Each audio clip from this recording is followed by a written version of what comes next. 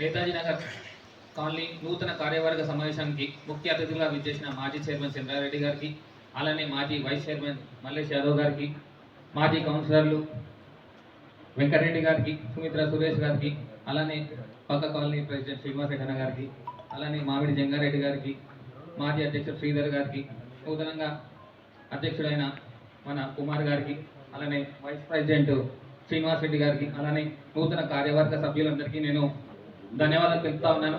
అలానే మహాశివరాత్రి శుభాకాంక్షలు తెలియజేస్తా ఉన్నాను.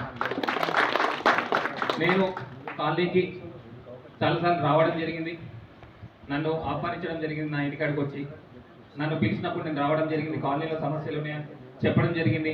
నేను వెంటనే స్పందించి కాలనీకి రావడం జరిగింది. అప్పుడున్న సురేష్తోని వచ్చి ఎస్టిమేషన్ లేపించి నా వంతు ప్రయత్నం ఎన్ని రోడ్లు అయితే అన్ని రోడ్లు చేపేయడం జరిగింది.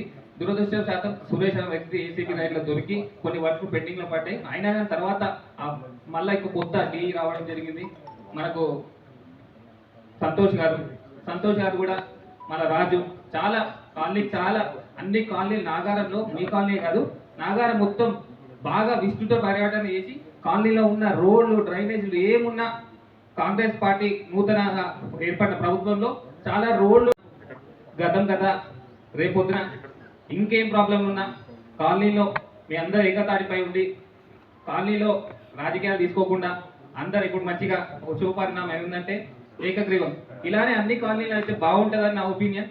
రేపొద్దున మీ ఇన్స్పిరేషన్ తీసుకొని వేరే కాలనీ వాళ్ళు కూడా ఏకగ్రీవం చేసుకోవాలని ఈ సందర్భంగా నాగారం వాసులందరూ నేను కోరుతా ఉన్నా. ఇలానే అభివృద్ధికి ఏ డిస్టర్బెన్స్ లేకుండా ఏకగ్రీవం అయితే అన్ని పార్టీలు సహకరిస్తారు. మేమే కాదు, రేపు పొద్దున ఇంకో ప్రభుత్వం రావచ్చు, వాళ్ళు కూడా సహకరిస్తారు. కాలనీ అన్నప్పుడు మనం అందరితో పాటు కలిసి ఉండాలి. ఒక్కళ్ళనే ముందుకు తీసుకెళ్ళి వాళ్ళతోనే ఉంటా అంటే కాలనీ డెవలప్ కాదు. అందరూ కలిసి కట్టి ఉంటేనే కాలనీ డెవలప్ అవుతుంది. తర్వాతనే రాజకీయాలు. మనం ముందు ఫస్ట్ ముఖ్యం ఏంటంటే కాలనీ అభివృద్ధి. అప్పుడు కావాల్సింది అందరూ కావాలి. అలానే ముందుకు పోవాలని అందరినీ కోరుతూ సెలవు తీసుకుంటాము.